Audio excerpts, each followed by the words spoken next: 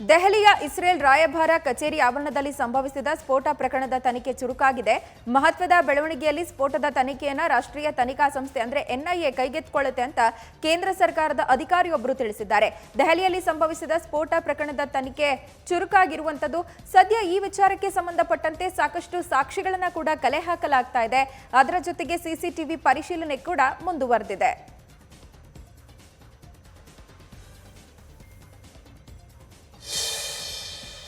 ಗಣರಾಜ್ಯೋತ್ಸವ ದಿನದಂದು ನಡೆದಂತ ಹಿಂಸಾಚಾರ ಪ್ರಕರಣದಲ್ಲಿ ಬಂಧಿತರಾಗಿರುವ ಅಂದ್ರೆ ರಾಜ್ಯದ ಯಾವೆಲ್ಲ ರೈತರು ಬಂಧಿತರಾಗಿದ್ದಾರೆ ಅವರೆಲ್ಲ ಕಾನೂನು ಹೋರಾಟ ನಡೆಸೋದಕ್ಕೆ ಸಮಿತಿಯೊಂದನ್ನು ರಚನೆ ಮಾಡಿಕೊಂಡಿದ್ದಾರೆ. ಈ ಸಮಿತಿ ಪೊಲೀಸ್ ವಶದಲ್ಲಿರೋ ಪತ್ರಕರ್ತರಿಗಾಗಿಯೂ ಕಾನೂನು ಹೋರಾಟ ನಡೆಸೋಕೆ ನೆರವನ್ನ ಕೊಡುತ್ತೆ ಅಂತ ಸದ್ಯ ರೈತ ಮುಖಂಡರು ಹೇಳಿದ್ದಾರೆ. ಟ್ರ್ಯಾಕ್ಟರ್ ರ್ಯಾಲಿ ವೇಳೆ ನಡೆದ ಹಿಂಸಾಚಾರಕ್ಕೆ ಸಂಬಂಧಪಟ್ಟಂತೆ 38 ಪ್ರಕರಣಗಳು ದಾಖಲಾಗಿದ್ದು 84 ಮಂದಿಯನ್ನ ಬಂಧಿಸಲಾಗಿದೆ ಅಂತ ದೆಹಲಿ ಪೊಲೀಸರು ಹೇಳಿದ್ರು. ಇನ್ನು ಕೇಂದ್ರ ಸರ್ಕಾರದ ವಿರುದ್ಧ ರೈತ ಮುಖಂಡ ಬೂಟಾ ಸಿಂಗ್ ಗುಡುಗಿದ್ದು, ಸರ್ಕಾರ ಮಾತುಕತೆಗೆ ಪ್ರಸ್ತಾಪ ಕೊಡೋ ಮುನ್ನ ರೈತರಿಗೆ ಅನುಕೂಲಕರ ವಾತಾವರಣ ಕೊಡಬೇಕು, ಪ್ರತಿಭಟನೆ ಮಾಡ್ತಾ ಇರೋ ಸ್ಥಳದಲ್ಲಿ ಇಂಟರ್ನೆಟ್ ಮತ್ತು ಸೂಕ್ತ ನೀರಿನ ಸೌಲಭ್ಯ ಕೊಡಬೇಕಂತ ಆಗ್ರಹಿಸಿದ್ದಾರೆ. ಕೃಷಿ ಕಾನೂನುಗಳನ್ನು ವಿರೋಧಿಸಿ ರೈತರು ಪ್ರತಿಭಟನೆ ಮಾಡ್ತಾ ಇರೋ ಹಿನ್ನೆಲೆ ಹರಿಯಾಣ ಸರ್ಕಾರ 14 ಜಿಲ್ಲೆಗಳಲ್ಲಿ ಎಲ್ಲಾ ವಿಧದ ಇಂಟರ್ನೆಟ್ ಮತ್ತು SMS ಸೇವೆ ಹಾಗೆ ಎಲ್ಲಾ ರೀತಿಯ ಡಾಂಗಲ್ ಸೇವೆಗಳನ್ನು ಇವತ್ತು ಸಂಜೆ ತನಕ ಬಂದ್ ಮಾಡಿ ಆದೇಶ ಹೊರಡಿಸಿದೆ. ಅಂಬಾಲಾ, ಕುರುಕ್ಷೇತ್ರ, ಕರ್ನಾಲ್, ಕೈದಾಲ್, ಪಾಣಿಪತ್, ಹಿಸರ್, ಜಿಂದ್, ರೋಹ್ಟಕ್, ಭಿವಾನಿ, ಸಿರ್ಸಾ, ಫತೇಹಾಬಾದ್, ಚರ್ಕಿ, ದಾದ್ರಿ, ಸೋನಿಪತ್ ಮತ್ತು ಜಜ್ಜರ್ ಜಿಲ್ಲೆಗಳಲ್ಲಿ ಇವತ್ತು ಸಂಜೆ 5 ಗಂಟೆಯ ತನಕ ಇಂಟರ್ನೆಟ್ ಸೇವೆ ಬಂದ್ ಮಾಡಲಾಗಿದೆ. ಕೇವಲ ವಾಯ್ಸ್ ಕಾಲ್ ಸೇವೆಗಷ್ಟೇ ಲಭ್ಯ ಇದೆ ಅನ್ನಲಾಗಿದೆ. ಪ್ರತಿಭಟನಾ ಸ್ಥಳಕ್ಕೆ ಭೇಟಿ ನೀಡೋ ಮೂಲಕ ಶಿರೋಮಣಿ ಅಕಾಲಿ ದಳದ ಅಧ್ಯಕ್ಷ ಸುಖ್ಬೀರ್ ಸಿಂಗ್ ರೈತರ ಪ್ರತಿಭಟನೆಗೆ ಬೆಂಬಲ ಕೊಡೋಕೆ ಸೂಚನೆ ಕೊಟ್ಟಿದ್ದಾರೆ. ಪ್ರತಿಭಟನೆ ನಡೆಸ್ತಾ ಇರುವ ಸಂಘಟನೆಗಳ ಪೈಕಿ ಒಂದಾದ ಭಾರತೀಯ ಕಿಸಾನ್ ಯೂನಿಯನ್ ಮುಖಂಡ ರಾಕೇಶ್ ಟಿಕೈಟ್ ಅವರನ್ನ ಸಹ ಇದೇ ಸಂದರ್ಭ ಸುಖ್ಬೀರ್ ಸಿಂಗ್ ಭೇಟಿಯಾಗಿದ್ದಾರೆ. ಮಾಧ್ಯಮಗಳಿಗೆ ಹೇಳಿಕೆ ಕೊಟ್ಟಿರೋ ಸುಖ್ಬೀರ್ ಸಿಂಗ್, ಕೃಷಿ ಕಾನೂನುಗಳನ್ನು ವಿರೋಧಿಸಿ ಪ್ರತಿಭಟನೆ ಮಾಡ್ತಾ ಇರುವ ರಾಕೇಶ್ ಟಿಕೈಟ್ ಅವರಿಗೆ ಶುಭ ಹಾರೈಸಿದ್ದೀನಿ. ಎಲ್ಲಾ ರೈತರು ಅವ್ರ ಬಗ್ಗೆ ಅಪಾರ ಗೌರವ ಹೊಂದಿದ್ದಾರೆ. ನಮ್ಮ ಪಾರ್ಟಿ ಅವರ ಜೊತೆ ನಿಲ್ಲುತ್ತೆ ಅಂದಿದ್ದಾರೆ. ಇನ್ನು ಕೃಷಿ ಕಾನೂನುಗಳನ್ನು ವಿರೋಧಿಸಿ ಶಿರೋಮಣಿ ಅಕಾಲಿ ದಳ ಎನ್ಡಿಎಗೆ ಕೊಟ್ಟಿದ್ದ ಬೆಂಬಲವನ್ನ ಕೆಲ ತಿಂಗಳ ಹಿಂದೆಯಷ್ಟೇ ವಾಪಸ್ ಪಡ್ಕೊಂಡಿತ್ತು. ದೆಹಲಿಯ ಗಲಭೆ ನಂತರ ತಮ್ಮನ್ನ ಕಡೆಗಾಣಿಸಲಾಗ್ತಿದೆ ಅಂತ ಪಂಜಾಬ್ ನಟ ದೀಪ್ ಸಿಧು ಬೇಸರವನ್ನು ವ್ಯಕ್ತಪಡಿಸಿದ್ದಾನೆ. ರೈತರ ಪ್ರತಿಭಟನೆಗೆ ನಾನು ನನ್ನನ್ನೇ ಸಮರ್ಪಿಸಿಕೊಂಡಿದ್ದೆ, ಅವರೊಂದಿಗೆ ಪ್ರತಿಭಟನೆಯಲ್ಲಿ ಹೆಜ್ಜೆ ಹೆಜ್ಜೆಗೂ ಪಾಲ್ಗೊಂಡಿದ್ದೆ. ಆದರೆ ಗಣರಾಜ್ಯೋತ್ಸವದ ಗಲಭೆ ನಂತರ ರೈತ ಸಂಘಟನೆಗಳು, ರೈತ ಮುಖಂಡರು ನನ್ನನ್ನ ಕಡೆಗಾಣಿಸ್ತಿದ್ದಾರೆ ಅಂತ ಕಣ್ಣೀರಿಟ್ಟಿದ್ದಾನೆ. ಹಿಂಸಾಚಾರ ಪ್ರಕರಣದಲ್ಲಿ ಕೇವಲ ನನ್ನೊಬ್ಬನನ್ನೇ ಗುರಿ ಮಾಡಲಾಗ್ತಾ ಇದೆ. ಆವತ್ತಿನ ಪ್ರತಿಭಟನೆಯಲ್ಲಿ ಲಕ್ಷಾಂತರ ಜನ ಪಾಲ್ಗೊಂಡಿದ್ರು ಅಂತ ಹೇಳಿದ್ದಾನೆ. ಕೆಂಪುಕೋಟೆ ಮೇಲೆ ಸಿಖ್ ಧ್ವಜ ಹಾರಿಸೋಕೆ ಪ್ರಚೋದನೆ ಕೊಟ್ಟಿರೋ ಆರೋಪ ದೀಪ್ ಸಿಧು ಮೇಲಿದೆ. ಕೃಷಿ ಕಾಯ್ದೆ ವಿರುದ್ಧ ದೆಹಲಿಯ ಗಡಿಯಲ್ಲಿ ನಡೀತಾ ಇರೋ ರೈತರ ಪ್ರತಿಭಟನೆಯನ್ನ ಹತ್ತಿಕ್ಕಬೇಡಿ ಅಂತ ಮೇಘಾಲಯ ರಾಜ್ಯಪಾಲ ಸತ್ಯಪಾಲ್ ಮಲ್ಲಿಕ್ ಹೇಳಿದ್ದಾರೆ. ಪ್ರಪಂಚದ ಯಾವುದೇ ಸಮಸ್ಯೆಯನ್ನ ಹತ್ತಿಕ್ಕೋದು ಪರಿಹಾರ ಅಲ್ಲ ಅಂತ ನಾನು ಅಭಿಪ್ರಾಯ ಪಡ್ತೀನಿ. ಹತ್ತಿಕ್ಕಿದ್ರೆ ಅದು ಸ್ವಲ್ಪ ಸಮಯದ ತನಕ ಪರಿಹಾರವಾಗುತ್ತೆ, ಆದರೆ ನಂತರದಲ್ಲಿ ಅದಿನ್ನೂ ದೊಡ್ಡ ಶಕ್ತಿಯಾಗಿ ಹೊರಹೊಮ್ಮುತ್ತೆ ಅಂತ ರಾಜ್ಯಪಾಲರು ಎಚ್ಚರಿಸಿದ್ದಾರೆ. ಕೃಷಿ ಕ್ಷೇತ್ರದಿಂದ ರಾಜ್ಯಪಾಲರ ಹುದ್ದೆವರೆಗಿನ ತಮ್ಮ ಪ್ರಯಾಣವನ್ನ ನೆನಪಿಸಿಕೊಂಡ ಮಲ್ಲಿಕ್ ಅವರು ರೈತ ಸಮಸ್ಯೆಗಳನ್ನ ನಾನು ಅರ್ಥ ಮಾಡ್ಕೊಂಡಿದ್ದೀನಿ ಅಂತ ಹೇಳಿದ್ದಾರೆ. ಕಳೆದ ಜನವರಿ ತಿಂಗಳಲ್ಲಿ ಬರೋಬ್ಬರಿ ದಾಖಲೆಯ 1,19,000 ಕೋಟಿ ರೂಪಾಯಿ ಜಿಎಸ್ಟಿ ಆದಾಯ ಸಂಗ್ರಹ ಆಗಿದೆ ಅಂತ ಕೇಂದ್ರ ಹಣಕಾಸು ಸಚಿವಾಲಯ ಹೇಳಿದೆ. ದೇಶದ ವಾರ್ಷಿಕ ಬಜೆಟ್ ಮಂಡಿಸೋ ಒಂದು ದಿನದ ಮೊದಲೇ ಜಿಎಸ್ಟಿ ಆದಾಯ ಸಂಗ್ರಹವನ್ನ ಹಣಕಾಸು ಸಚಿವಾಲಯ ಹೇಳಿದೆ. ಇದೇ ಮೊದಲ ಬಾರಿಗೆ ಅತ್ಯಧಿಕ ಪ್ರಮಾಣದಲ್ಲಿ ಜಿಎಸ್ಟಿ ಆದಾಯ ಸಂಗ್ರಹ ಆಗಿದೆ. ಕಳೆದ ತಿಂಗಳಲ್ಲಿ ಒಟ್ಟು ಜಿಎಸ್ಟಿ ಆದಾಯ 1.15 ಲಕ್ಷ ಕೋಟಿ ರೂಪಾಯಿ ಸಂಗ್ರಹ ಆಗಿತ್ತು ಅಂತ ಹಣಕಾಸು ಸಚಿವಾಲಯ ಮಾಹಿತಿ ನೀಡಿದೆ. ಕಳೆದ 4-5 ತಿಂಗಳಿನಿಂದ 1 ಲಕ್ಷ ಕೋಟಿಗೂ ಅಧಿಕ ಜಿಎಸ್ಟಿ ಸಂಗ್ರಹ ಆಗ್ತಾ ಇದ್ದು, ಕೊರೋನಾ ಬಳಿಕ ದೇಶದ ಆರ್ಥಿಕತೆ ಚೇತರಿಕೆ ಕಾಣುವ ಲಕ್ಷಣಗಳಿದೆ. ಉತ್ತರ ಪ್ರದೇಶದ ಪ್ರಮುಖ ಧಾರ್ಮಿಕ ಮತ್ತು ಪ್ರೇಕ್ಷಣೀಯ ಸ್ಥಳ ಆಗಿರೋ ಉದ್ದೇಶದಿಂದ ಯೋಗಿ ಆದಿತ್ಯನಾಥ್ ನೇತೃತ್ವದ ಸರ್ಕಾರ 1038 ನೂತನ ಗಂಗಾ ಆರತಿ ಸ್ಥಳಗಳನ್ನು ಪ್ರಾರಂಭ ಮಾಡೋಕೆ ಮುಂದಾಗಿದೆ. ಉತ್ತರ ಪ್ರದೇಶದ ಬಿಜ್ನೋರ್ದಿಂದ ಬಲ್ಲಿಯಾದ ಗಂಗಾ ನದಿ ಪಾತ್ರದಲ್ಲಿ ನೂತನ ಗಂಗಾ ಆರತಿ ಸ್ಥಳವನ್ನ ನಿರ್ಮಾಣ ಮಾಡೋಕೆ ಸರ್ಕಾರ ಚಿಂತನೆಯನ್ನ ನಡೆಸಿದೆ. ಉತ್ತರ ಪ್ರದೇಶ ಜನರನ್ನ ಸೆಳೆಯುವ ಪ್ರಮುಖ ಧಾರ್ಮಿಕ ಕೇಂದ್ರವಾಗ್ತಾ ಇದ್ದು ಗಂಗಾ ಆರತಿ ಪ್ರಮುಖ ಧಾರ್ಮಿಕ ಆಚರಣೆ. ಈ ನೂತನ ಯೋಜನೆ ಪ್ರಕಾರ ಬಿಜ್ನೋರ್ನಿಂದ ಬಲ್ಲಿಯಾವರೆಗಿನ ಗಂಗಾ ನದಿ ಪಾತ್ರದ 5 ಕಿಲೋಮೀಟರ್ ವ್ಯಾಪ್ತಿಯ ಹಳ್ಳಿಗಳಲ್ಲಿ ಹೊಸ ಗಂಗಾ ಆರತಿ ಸ್ಥಳಗಳನ್ನು ಪ್ರಾರಂಭ ಮಾಡಲಾಗುತ್ತೆ. ಈ ಹೊಸ ಆರತಿ ಸ್ಥಳಗಳಲ್ಲಿ ಸಾರ್ವಜನಿಕರು ಮತ್ತು ಪ್ರವಾಸಿಗರ ಸಹಭಾಗಿತ್ವದಲ್ಲಿ ಪ್ರತಿದಿನ ಬೃಹತ್ ವೇದಿಕೆಗಳಲ್ಲಿ ಆರತಿ ಕಾರ್ಯಕ್ರಮ ಆಯೋಜನೆ ಮಾಡಲಾಗುತ್ತೆ ಅಂತ ತಿಳಿದು ಬಂದಿದೆ. ಮಹಾಮಾರಿ ಕೊರೋನಾ ಆರ್ಭಟದಿಂದ ಮುಚ್ಚಿದ್ದ ಶಾಲೆಗಳನ್ನು ಹೆಚ್ಚಿನ ರಾಜ್ಯದಲ್ಲಿ ತೆರೆಯಲಾಗ್ತಾ ಇದೆ. ಫೆಬ್ರವರಿ 8ರಿಂದ 9 ಮತ್ತು 11ನೇ ತರಗತಿಗಳನ್ನು ಮತ್ತೆ ತೆರೆಯಲಾಗುತ್ತೆ ಅಂತ ತಮಿಳುನಾಡು ಸಿಎಂ ಪಳನಿಸ್ವಾಮಿ ಹೇಳಿದ್ದಾರೆ. ಕಾಲೇಜುಗಳು ಮತ್ತು ಶಾಲೆಗಳ ವಿದ್ಯಾರ್ಥಿಗಳಿಗೆ ಹಾಸ್ಟೆಲ್ ಸೌಲಭ್ಯಗಳನ್ನು ಕೊಡೋದಕ್ಕೆ ಅನುಮತಿ ನೀಡಲಾಗಿದೆ. ಕೋವಿಡ್-19 ಹರಡೋದನ್ನು ತಡೆಗಟ್ಟೋಕೆ ರಾಜ್ಯ ಸರ್ಕಾರ ಹೊರಡಿಸಿರೋ ಮಾರ್ಗಸೂಚಿಯನ್ನ ಶಾಲೆ ಸಿಬ್ಬಂದಿ ಪಾಲಿಸಬೇಕು. ಹಾಗೆ ಎಲ್ಲಾ ವಿದ್ಯಾರ್ಥಿಗಳು ಮಾಸ್ಕ್ ಮತ್ತು ಕೊರೋನಾ ಟೆಸ್ಟ್ ಮಾಡಿಸಿಕೊಳ್ಬೇಕು, ಮಾಸ್ಕ್ ಧರಿಸಬೇಕಂತ ಪಳನಿಸ್ವಾಮಿ ಹೇಳಿದ್ದಾರೆ. ಮಹಾಮಾರಿ ಕೊರೋನಾ ಲಸಿಕೆ ಪಡೆದ 2 ಗಂಟೆಯಲ್ಲಿ ಪೌರ ಕಾರ್ಮಿಕ ಸಾವನ್ನಪ್ಪಿರೋ ಘಟನೆ ಗುಜರಾತ್ನ ವಡೋದರಾದಲ್ಲಿ ನಡೆದಿದೆ. ಲಸಿಕೆ ಪಡೆದ 2 ಗಂಟೆಗಳಲ್ಲಿ ಈತ ಸಾವಿಗೀಡಾಗಿದ್ದಾರೆ ಅಂತ ತಿಳಿದು ಬಂದಿದೆ. 30 ವರ್ಷದ ಪೌರ ಕಾರ್ಮಿಕರು ಮೃತಪಟ್ಟಿದ್ದಾರೆ. ಮೃತ ಪೌರ ಕಾರ್ಮಿಕ ಜಿಗ್ನೇಶ್ ಸೋಲಂಕಿ ವಡೋದರಾ ಮುನ್ಸಿಪಲ್ನಲ್ಲಿ ಕೆಲಸ ಮಾಡ್ತಾ ಇದ್ರು. ನಿನ್ನೆ ಅವರಿಗೆ ಕೊರೋನಾ ಲಸಿಕೆ ನೀಡಲಾಯಿತು. ಆದರೆ 2 ಗಂಟೆಗಳ ನಂತರ ಅವರು ಮನೆಯಲ್ಲಿ ಕುಸಿದು ಬಿದ್ರು. ತಕ್ಷಣ ಅವರನ್ನ ಎಸ್ಎಸ್ಜಿ ಆಸ್ಪತ್ರೆಗೆ ಸಾಗಿಸಲಾಯಿತು. ಆದರೆ ಅವರು ಮೃತಪಟ್ಟಿರೋದಾಗಿ ವೈದ್ಯರು ಹೇಳಿದ್ರು ಅಂತ ಹೇಳಿ ಅಧಿಕಾರಿಗಳು ಮಾಹಿತಿ ನೀಡಿದ್ದಾರೆ. ಕೊರೋನಾ ಲಸಿಕೆಯಿಂದಾನೇ ಪೌರ ಕಾರ್ಮಿಕ ಮೃತಪಟ್ಟಿರೋದಕ್ಕೆ ಯಾವುದೇ ಪುರಾವೆ ಇನ್ನೂ ಲಭ್ಯ ಆಗಿಲ್ಲ. ರಾಜಸ್ಥಾನದಲ್ಲಿ ನಡೆದ ಸ್ಥಳೀಯ ಸಂಸ್ಥೆ ಚುನಾವಣೆಗಳಲ್ಲಿ ಕಾಂಗ್ರೆಸ್ ಅಭ್ಯರ್ಥಿಗಳು ಜಯಬೇರಿ ಬಾರಿಸಿದ್ದಾರೆ. 1197 ಸ್ಥಾನಗಳಲ್ಲಿ ಜಯಬೇರಿ ಬಾರಿಸಿರುವ ಕಾಂಗ್ರೆಸ್ ಬಹುದೊಡ್ಡ ಪಕ್ಷವಾಗಿ ಹೊರಹೊಮ್ಮಿದೆ. ಇನ್ನು ಭಾರತೀಯ ಜನತಾ ಪಕ್ಷ 2ನೇ ಸ್ಥಾನದಲ್ಲಿ ತನ್ನನ್ನು ತಾನು ಗುರುತಿಸಿಕೊಂಡಿದೆ. ರಾಜ್ಯದ 20 ಜಿಲ್ಲೆಗಳಲ್ಲಿ ನಡೆದ 3034 ವಾರ್ಡ್ಗಳ ಚುನಾವಣೆಯಲ್ಲಿ ಕಾಂಗ್ರೆಸ್ಸಿನ 1197 ಅಭ್ಯರ್ಥಿಗಳು ಜಯ ಗಳಿಸಿದ್ರೆ 1140 ಕಡೆ ಬಿಜೆಪಿಯ ಅಭ್ಯರ್ಥಿಗಳು ಗೆಲುವು ಸಾಧಿಸಿದ್ದಾರೆ. ಉಳಿದಂತೆ ಬಿಎಸ್ಪಿ 1, ಸಿಪಿಐ 1, ಎನ್ಸಿಪಿ 46, ಆರ್ಎಲ್ಪಿ 13 ಹಾಗೆ 634 ಕ್ಷೇತ್ರಗಳಲ್ಲಿ ಪಕ್ಷೇತರ ಅಭ್ಯರ್ಥಿಗಳು ಗೆದ್ದಿದ್ದಾರೆ. ಎಐಸಿಸಿಗೆ ಮುಂದಿನ ಅಧ್ಯಕ್ಷರು ಯಾರಾಗಬೇಕು ಅನ್ನುವ ಗೊಂದಲ ತಲೆದೋರಿ ವರ್ಷಗಳೇ ಕಳೆದಿದೆ. ಇತ್ತ ಹಿರಿಯ ಕಾಂಗ್ರೆಸ್ ನಾಯಕರು ಹಲವು ಬಣಗಳಾಗಿ ವಿಂಗಡಣೆಯಾಗಿ ಕೆಲವರು ರಾಹುಲ್ ಗಾಂಧಿ ಹೆಸರು ಹೇಳಿದ್ರೆ ಮತ್ತೆ ಕೆಲವರು ಹಂಗಾಮಿ ಅಧ್ಯಕ್ಷೆಯಾಗಿರುವ ಸೋನಿಯಾ ಗಾಂಧಿ ಅವರೇ ಮುಂದುವರಿಯಲಿ ಅಂತ ಹೇಳ್ತಾ ಇದ್ದಾರೆ. ಮತ್ತು ಕೆಲವರು ಕುಟುಂಬೇತರ ನಾಯಕನನ್ನ ಅಧ್ಯಕ್ಷ ಸ್ಥಾನದಲ್ಲಿ ಕೂರಿಸಬೇಕಂತ ಕೇಳ್ತಿದ್ದಾರೆ. ಈ ಮಧ್ಯೆ ದೆಹಲಿ ಕಾಂಗ್ರೆಸ್ ರಾಹುಲ್ ಗಾಂಧಿ ಅವರನ್ನ ತತ್ಕ್ಷಣ ಎಐಸಿಸಿ ಅಧ್ಯಕ್ಷರನ್ನಾಗಿ ನೇಮಿಸಿ ಅಂತ ಇವತ್ತು ಸಂಕಲ್ಪ ಮಾಡಿದೆ. ಇನ್ನು ಈ ಕುರಿತು ಹೇಳಿಕೆ ಕೊಟ್ಟ ದೆಹಲಿ ಪ್ರದೇಶ್ ಕಾಂಗ್ರೆಸ್ ಕಮಿಟಿ ಅಧ್ಯಕ್ಷ ಅನಿಲ್ ಚೌಧರಿ, ರಾಹುಲ್ ಜಿ ಪಕ್ಷದ ಕಾರ್ಯಕರ್ತರಲ್ಲಿ ಸ್ಫೂರ್ತಿ ತುಂಬಬಲ್ಲರು. ರೈತರ ಸಮಸ್ಯೆ ಮತ್ತು ಜಿಎಸ್ಟಿ ತನಕ ಅವರು ಹೇಳಿದ ಭವಿಷ್ಯ ನಿಜವಾಗಿದೆ.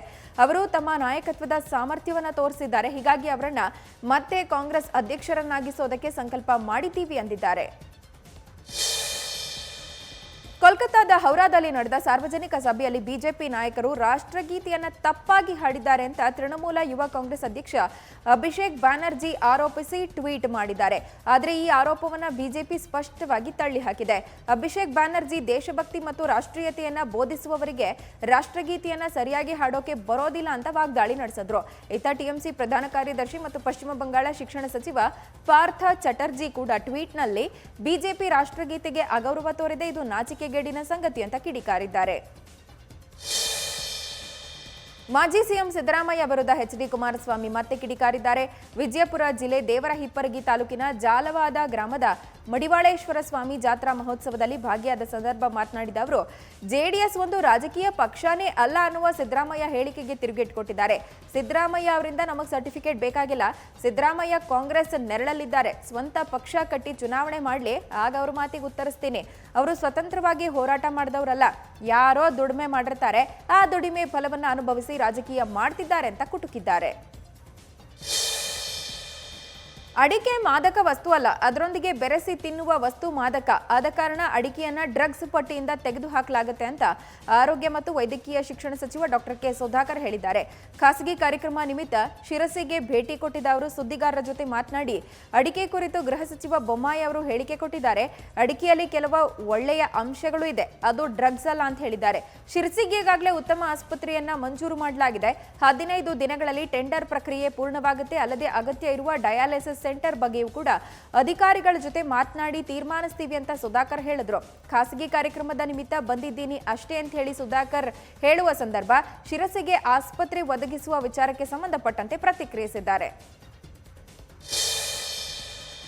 ಬಾಗಲಕೋಟೆಯಲ್ಲಿ ಗಣಿ ಮತ್ತು ಭೂವಿಜ್ಞಾನ ಇಲಾಖೆ ಸಚಿವ ಮುರುಗೇಶ್ ನಿರಾಣಿ ಅಧಿಕಾರಿಗಳು ಮತ್ತು ಗಣಿ ಮಾಲೀಕರೊಂದಿಗೆ ಸಭೆ ಮಾಡಿದ್ದಾರೆ. ಬಾಗಲಕೋಟೆಯ ವಿದ್ಯಾಗಿರಿಯ ಪ್ರವಾಸಿ ಮಂದಿರದಲ್ಲಿ ನಡೆದ ಸಭೆಯಲ್ಲಿ ಜಿಲ್ಲೆಯಲ್ಲಿನ ಗಣಿಗಾರಿಕೆ ಬಗ್ಗೆ ಅಧಿಕಾರಿಗಳ ಜೊತೆ ಚರ್ಚೆ ಮಾಡಿದ್ದಾರೆ. ಸಭೆಯಲ್ಲಿ ಗಣಿ ನಿಯಮ ಪಾಲನೆ, ಸುರಕ್ಷಿತ ಕ್ರಮದ ಬಗ್ಗೆ ಅಧಿಕಾರಿಗಳಿಗೆ ಸೂಚನೆ ಕೊಟ್ಟ ಸಚಿವ ಮುರುಗೇಶ್ ನಿರಾಣಿ ಅಕ್ರಮ ಗಣಿಗಾರಿಕೆ ತಡೆಗೆ ಕ್ರಮ ಕೈಗೊಳ್ಳುವಂತೆ ಅಧಿಕಾರಿಗಳಿಗೆ ತಿಳಿಸಿದ್ದಾರೆ. ವಿದ್ಯಾಗಿರಿಯ ಪ್ರವಾಸಿ ಮಂದಿರದಲ್ಲಿ ನಡೆದ ಸಭೆಯಲ್ಲಿ ಗಣಿ ಮತ್ತು ಭೂವಿಜ್ಞಾನ ಇಲಾಖೆ ಅಧಿಕಾರಿಗಳು ಹಾಗೆ ಗಣಿ ಮಾಲೀಕರು ಭಾಗವಹಿಸಿದ್ರು. ಅವಧೂತ ವಿನಯ್ ಗುರೂಜಿ ಕೊಪ್ಪಳದ ಖಾಸಗಿ ಶಾಲೆಯೊಂದರಲ್ಲಿ ಏರ್ಪಡಿಸಿದ್ದ ಕಾರ್ಯಕ್ರಮದಲ್ಲಿ ಭಾಗವಹಿಸಿ ಮಕ್ಕಳಿಗೆ ಜೀವನದ ಮೌಲ್ಯ ಮತ್ತು ಅದರ ಮಹತ್ವವನ್ನ ತಿಳಿಸಿದ್ದಾರೆ. ಕಾರ್ಯಕ್ರಮದಲ್ಲಿ 2 ವಿಷಯದಲ್ಲಿ ಗಮನವನ್ನ ಸೆಳೆದ ವಿನಯ್ ಗುರೂಜಿ ತಮಗೆ ಸನ್ಮಾನ ಮಾಡೋಕೆ ಬಂದ ಶಾಲಾ ಆಡಳಿತ ಮಂಡಳಿಗೆ ಬೇಡ ಅಂತ ಹೇಳಿ ಅವರು ಶಾಲೆಯ ಸ್ವಚ್ಛತೆಯನ್ನ ಕಾಪಾಡುವ ಕಾರ್ಮಿಕ ಮಹಿಳೆಗೆ ಸನ್ಮಾನ ಮಾಡಿದ್ದಾರೆ. ಜೊತೆಗೆ ಮಕ್ಕಳಿಗೆ ಬಹುಮಾನ ಕೊಡುವ ಸಂದರ್ಭ ವಿದ್ಯಾರ್ಥಿಗಳು ನಮಸ್ಕರಿಸುವ ವೇಳೆ ಕೂಡ ಅವರು ಕೆಳಗೆ ಬಾಗಿ ನಮಸ್ಕರಿಸುವ ದೃಶ್ಯ ಗಮನ ಸೆಳೆಯಿತು. ನಂತರ ವಿದ್ಯಾರ್ಥಿಗಳು ಪಾಲಕರನ್ನ ಉದ್ದೇಶಿಸಿ ಮಾತನಾಡಿದ ವಿನಯ್ ಗುರೂಜಿ ಆತ್ಮತೃಪ್ತಿಯೇ ಯಜ್ಞ, ಪುರುಷ ಸೂಕ್ತ ಸೂತ್ರ ಕೂಡ ಹೇಳಿದ್ರೆ ಪವರ್ ಜನರೇಟ್ ಆಗುತ್ತೆ ಅನ್ನೋದು ಪ್ರೂವ್ ಆಗಿದೆ. ಕಾಶಿಯಲ್ಲಿ ಈ ಬಗ್ಗೆ ಸಂಶೋಧನೆ ನಡೀತಾ ಇದೆ ಎಂದಿದ್ದಾರೆ. ಅಲ್ಲೇ ಮುಂದುವರೆದು ಇನ್ನೊಬ್ಬರ ಕೈಯಲ್ಲಿ ನಮ್ಮ ಬದುಕಿನ ರಿಮೋಟ್ ಕೊಡಬಾರ್ದು, ಸ್ವಂತ ಆಲೋಚನೆಗಳಿರಬೇಕು.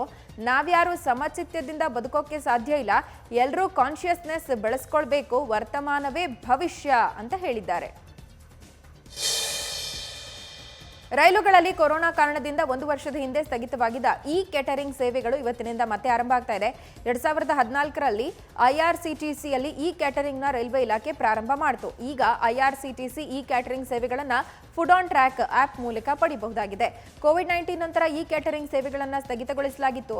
ಎಲ್ಲಾ ಭದ್ರತಾ ನಿಯಮಗಳನ್ನು ಗಮನದಲ್ಲಿಟ್ಟುಕೊಂಡು ಇವತ್ತಿನಿಂದ ಮತ್ತೆ ಕೇಟರಿಂಗ್ ಸೇವೆಗಳನ್ನು ಪುನರ್ ಆರಂಭ ಮಾಡಲಾಗ್ತಾ ಇದೆ ಅಂತ ರೈಲ್ವೆ ಸಚಿವಾಲಯ ಹೇಳಿದೆ. ಮೊದಲ ಹಂತದಲ್ಲಿ ನವದೆಹಲಿ, ಲಖನೌ, ಭೋಪಾಲ್, ಪಾಟ್ನಾ, ಸೂರತ್, ಅಹಮದಾಬಾದ್, ಪುಣೆ ಸೇರಿದಂತೆ 62 ನಿಲ್ದಾಣಗಳಲ್ಲಿ ಈ ಕೇಟರಿಂಗ್ ಸೇವೆ ಪ್ರಾರಂಭ ಮಾಡಲಾಗುತ್ತೆ. ಎಂಬಿಬಿಎಸ್ ಪದವಿ ಪ್ರವೇಶಾತಿ ದಿನಾಂಕವನ್ನು ಫೆಬ್ರವರಿ 8ರ ತನಕ ವಿಸ್ತರಿಸಿ ಸುಪ್ರೀಂ ಕೋರ್ಟ್ ಆದೇಶ ನೀಡಿದೆ. 2020-21ನೇ ಸಾಲಿನ ಶೈಕ್ಷಣಿಕ ವರ್ಷದ ಎಂಬಿಬಿಎಸ್ ಪದವಿ ಕೋರ್ಸ್ಗಳು ಮತ್ತು ಸ್ಪೆಷಾಲಿಟಿ ಕೋರ್ಸ್ಗಳಿಗೆ ಪ್ರವೇಶ ಪಡೆಯುವ ಅವಧಿಯನ್ನು ಸುಪ್ರೀಂ ಕೋರ್ಟ್ ಫೆಬ್ರವರಿ 8ರ ತನಕ ವಿಸ್ತರಿಸಿದೆ. ಅರ್ಜಿಗಳ ವಿಚಾರಣೆ ನಡೆಸಿದ ಕೋರ್ಟ್ ಈ ಬಗ್ಗೆ ಆದೇಶ ಹೊರಡಿಸಿದೆ. ಈ ಹಿಂದೆ ಕೂಡ ರಾಷ್ಟ್ರೀಯ ವೈದ್ಯಕೀಯ ಮಂಡಳಿಯ ಮನವಿಯನ್ನು ಪುರಸ್ಕರಿಸಿ ಪ್ರವೇಶ ಪಡೆಯುವ ಅವಧಿಯನ್ನು ಆಗಸ್ಟ್ 31ರಿಂದ ಜನವರಿ 15ರ ತನಕ ವಿಸ್ತರಣೆ ಮಾಡಲಾಗಿತ್ತು. ಇದೀಗ ಎಂಬಿಬಿಎಸ್ ಪದವಿ ಕೋರ್ಸ್ಗಳು ಹಾಗೆ ಸ್ಪೆಷಾಲಿಟಿ ಕೋರ್ಸ್ಗಳಿಗೆ ಪ್ರವೇಶ ಪಡೆಯುವ ಅವಧಿಯನ್ನು ಸುಪ್ರೀಂ ಕೋರ್ಟ್ ಫೆಬ್ರವರಿ 8ರ ತನಕ ವಿಸ್ತರಿಸಿದೆ. ಅಕ್ರಮ ಕಟ್ಟಡ ನಿರ್ಮಾಣದ ಆರೋಪಕ್ಕೆ ಸಂಬಂಧಪಟ್ಟಂತೆ ನಟ ಸೋನು ಸೂದ್ ಈಗ ಸುಪ್ರೀಂ ಕೋರ್ಟ್ನ ಮೆಟ್ಟಿಲೇರಿದ್ದಾರೆ. ಸೋನು ಸೂದ್ ವಿರುದ್ಧ ಬೃಹನ್ ಮುಂಬೈ ಕಾರ್ಪೊರೇಷನ್ ಅಕ್ರಮವಾಗಿ ಕಟ್ಟಡ ನಿರ್ಮಾಣ ಆರೋಪದ ಮೇಲೆ ನೋಟಿಸ್ ಕೊಟ್ಟಿತ್ತು. ಈ ನೋಟಿಸ್ ವಿರುದ್ಧ ಸೋನು ಸೂದ್ ಹೈಕೋರ್ಟ್ಗೆ ಅರ್ಜಿ ಸಲ್ಲಿಸಿದ್ರು. ಆದರೆ ಹೈಕೋರ್ಟ್ ಸೋನು ಸೂದ್ ಅರ್ಜಿಯನ್ನ ವಜಾಗೊಳಿಸಿದೆ. ಇದರಿಂದ ಹೈಕೋರ್ಟ್ ಆದೇಶವನ್ನ ಪ್ರಶ್ನೆ ಮಾಡಿ ಈಗ ಸುಪ್ರೀಂ ಕೋರ್ಟ್ಗೆ ಮೇಲ್ಮನವಿ ಸಲ್ಲಿಸಿದ್ದಾರೆ. ವಸತಿ ಪ್ರದೇಶವನ್ನ ವಾಣಿಜ್ಯಾತ್ಮಕ ಉದ್ದೇಶಕ್ಕೆ ಪರಿವರ್ತಿಸುವ ಅರ್ಜಿಯನ್ನ ಮಹಾರಾಷ್ಟ್ರ ಕರಾವಳಿ ವಲಯ ನಿರ್ವಹಣಾ ಪ್ರಾಧಿಕಾರದ ಅನುಮತಿಗೆ ಒಳಪಟ್ಟು ನಗರಸಭೆ ಆಯುಕ್ತರು ಅನುಮೋದಿಸಿದ್ದಾರೆ ಅಂತ ಸೂದ್ ಅರ್ಜಿಯಲ್ಲಿ ತಿಳಿಸಿದ್ದಾರೆ. ಕಳೆದ ಕೆಲ ದಿನಗಳಿಂದ ಜಮ್ಮು ಕಾಶ್ಮೀರದ ರಾಜಧಾನಿ ಶ್ರೀನಗರದಲ್ಲಿ ಭಾರೀ ಹಿಮಪಾತವಾಗ್ತಾ ಇದ್ದು ಜನಜೀವನ ಅಸ್ತವ್ಯಸ್ತವಾಗಿದೆ. 40 ದಿನಗಳಿಂದ ಭಾರೀ ಚಳಿಗಾಲ ಇದ್ದು ರಸ್ತೆ ಸಂಚಾರ ಕೂಡ ಬಂದ್ ಆಗಿತ್ತು. ಆದರೆ ಮೊನ್ನೆ 30 ವರ್ಷಗಳಲ್ಲಿ ಅತ್ಯಂತ ಕಡಿಮೆ ತಾಪಮಾನ ದಾಖಲಾಗಿದೆ. ಶ್ರೀನಗರದಲ್ಲಿ ತಾಪಮಾನ -8.8 ಡಿಗ್ರಿ ಸೆಲ್ಸಿಯಸ್ಗೆ ಕುಸಿದಿದೆ. ಆದರೆ ಸದ್ಯ ಚಳಿ ಮಟ್ಟ ಸ್ವಲ್ಪ ಸುಧಾರಿಸಿದ್ದು ಚಳಿಗಾಲ ಕೊನೆಯಾಗಿದೆ ಅಂತ ಹವಾಮಾನ ಇಲಾಖೆ ಅಧಿಕಾರಿಗಳು ಹೇಳಿದ್ದಾರೆ. ಏರೋ ಇಂಡಿಯಾ ಕಾರ್ಯಕ್ರಮದ ವೇಳೆ ಭಾರತೀಯ ವಾಯುಸೇನೆ 83 LCA ತೇಜಸ್ ಮಾರ್ಕ್ 1A ಯುದ್ಧ ವಿಮಾನಗಳ ವ್ಯವಹಾರಕ್ಕೆ ಸಹಿ ಹಾಕುವ ಮೂಲಕ ಇದೀಗ 1.3 ಲಕ್ಷ ಕೋಟಿ ವೆಚ್ಚದಲ್ಲಿ 114 ಕಾಂಬ್ಯಾಟ್ ಯುದ್ಧ ವಿಮಾನಗಳನ್ನು ಸ್ವಾಧೀನಪಡಿಸಿಕೊಳ್ಳೋಕೆ ಮುಂದಾಗಿದೆ. 83 LCA ತೇಜಸ್ ಮಾರ್ಕ್ 1A ಯುದ್ಧ ವಿಮಾನಗಳ ಪ್ರಾಜೆಕ್ಟ್ಗೆ ಪ್ರಧಾನಿ ನರೇಂದ್ರ ಮೋದಿ ನೇತೃತ್ವದ ಕ್ಯಾಬಿನೆಟ್ ಕಮಿಟಿಯಲ್ಲಿ ಈಗಾಗಲೇ ಒಪ್ಪಿಗೆ ಸಿಕ್ಕಿದ್ದು ಬೆಂಗಳೂರಿನಲ್ಲಿ ನಡೆಯುವ ಏರೋ ಇಂಡಿಯಾ ಕಾರ್ಯಕ್ರಮಕ್ಕೆ ಇದಕ್ಕೆ ಸಹಿ ಬೀಳುತ್ತೆ ಎನ್ನಲಾಗಿದೆ. ಇದು 50,000 ಕೋಟಿಯ ಡೀಲ್ ಅನ್ನುವ ಮಾಹಿತಿ ಇದೆ. ಈ 83 ತೇಜಸ್ ಯುದ್ಧ ವಿಮಾನಗಳನ್ನು ಈಗಿರುವ MiG-21 ವಿಮಾನಗಳ ಬದಲಿಗೆ ಭವಿಷ್ಯದಲ್ಲಿ ಬಳಸಿಕೊಳ್ಳಲಾಗುತ್ತೆ. ಸದ್ಯ 114 ಫೈಟರ್ ಜೆಟ್ಗಳ ಬಗ್ಗೆ ಗಮನ ಹರಿಸಲಾಗುತ್ತೆ ಅಂತ ಸರ್ಕಾರದ ಮೂಲಗಳು ಮಾಹಿತಿ ನೀಡಿದೆ. ತಮಿಳಿನ ಖ್ಯಾತ ನಿರ್ದೇಶಕ ಶಂಕರ್ ಚೆನ್ನೈನ ಎಗ್ಮೋರ್ ಮೆಟ್ರೋಪಾಲಿಟನ್ ಕೋರ್ಟ್ ಜಾಮೀನು ರಹಿತ ವಾರೆಂಟ್ ಜಾರಿ ಮಾಡಿದೆ. 2010ರಲ್ಲಿ ಶಂಕರ್ ನಿರ್ದೇಶನದಲ್ಲಿ ಸೂಪರ್ ಸ್ಟಾರ್ ರಜನಿಕಾಂತ್ ಮತ್ತು ಐಶ್ವರ್ಯ ರೈ ನಟನೆಯ ರೋಬೋ ಚಿತ್ರ ಪ್ರದರ್ಶನವಾಗಿ ಸೂಪರ್ ಹಿಟ್ ಆಗಿತ್ತು. ಆದರೆ ಚಿತ್ರದ ಕತೆ ನಂದು ಜಿಗುಬಾ ಎಂಬ ಹೆಸರಲ್ಲಿ ತಾವು ಬರೆದ ಕಥೆಯನ್ನ ಶಂಕರ್ ಹಾಗೆ ಭಟ್ಟಿ ಇಳಿಸಿದ್ದಾರೆ ಅಂತ ಶಂಕರ್ ವಿರುದ್ಧ ಆರೂರು ತಮಿಳ್ ನಾದನ್ ಅನ್ನೋರು ಆರೋಪ ಮಾಡಿದ್ರು. 1996 ಮತ್ತು 2007ರಲ್ಲಿ ಬೇರೆ ಹೆಸರಲ್ಲಿ ಜಿಗುಬಾ ಕತೆ ತಮಿಳು ಮ್ಯಾಗಝಿನ್ಗಳಲ್ಲಿ ಪ್ರಕಟವಾಗಿದೆ. 1957ರ ಕೃತಿ ಹಕ್ಕು ಕಾಯ್ದೆ ಅನ್ವಯ ಕ್ರಮ ಜರುಗಿಸುವಂತೆ ಆರೂರು ಪರ ವಕೀಲರು ಕೋರ್ಟ್ಗೆ ಸಾಕ್ಷಿ ಒದಗಿಸಿದ್ರು. ಈ ಬಗ್ಗೆ ವಿಚಾರಣೆಗೆ ಹಾಜರಾಗುವಂತೆ ಶಂಕರ್ಗೆ ಅನೇಕ ಬಾರಿ ಸಮನ್ಸ್ ಕೊಟ್ಟರು. ಹಾಜರಾಗದ ಕಾರಣ ಜಾಮೀನು ರಹಿತ ವಾರೆಂಟ್ ಜಾರಿ ಮಾಡಲಾಗಿದ್ದು ಫೆಬ್ರವರಿ 19ಕ್ಕೆ ವಿಚಾರಣೆ ಮುಂದೂಡಲಾಗಿದೆ. ಆಸ್ಟ್ರೇಲಿಯಾ ಪ್ರವಾಸದಲ್ಲಿ ಅದ್ಭುತ ಪ್ರದರ್ಶನ ತೋರಿದ ನಂತರ ಭಾರತದ ವೇಗಿ ಟಿ ನಟರಾಜನ್ ದೇವರಿಗೆ ಮುಡಿಕೊಟ್ಟಿದ್ದಾರೆ. ಆಸ್ಟ್ರೇಲಿಯಾ ವಿರುದ್ಧದ ಪ್ರವಾಸದಲ್ಲಿ 3 ಮಾದರಿಯಲ್ಲಿ ತಂಡಕ್ಕೆ ಪಾದಾರ್ಪಣೆ ಮಾಡಿದ್ದಲ್ಲದೆ ಉತ್ತಮ ಪ್ರದರ್ಶನ ಕೊಟ್ಟರು. ತಮಗೆ ಸಿಕ್ಕ ಅವಕಾಶವನ್ನ ಚೆನ್ನಾಗಿ ಬಳಸಿಕೊಳ್ಳುವಲ್ಲಿ ಯಶಸ್ವಿಯಾದರು. ಬಳಿಕ ಕುಟುಂಬವನ್ನ ಸೇರಿಕೊಂಡಿರುವ ನಟರಾಜನ್ ದೇವಾಲಯಗಳಿಗೆ ಭೇಟಿ ಕೊಟ್ಟಿದ್ದಾರೆ. ಇದೇ ಸಂದರ್ಭ ಇಷ್ಟದ ದೇವರಿಗೆ ಕೇಶವನ್ನ ಅರ್ಪಿಸಿ ಹರಕೆ ತೀರಿಸಿದ್ದಾರೆ. ಹರಕೆ ರೂಪದಲ್ಲಿ ತಾವು ಮುಡಿಕೊಟ್ಟ ಬಳಿಕ ನಟರಾಜನ್ ಸಾಮಾಜಿಕ ಜಾಲತಾಣದಲ್ಲಿ ಫೋಟೋ ಹಂಚಿಕೊಂಡಿದ್ದಾರೆ.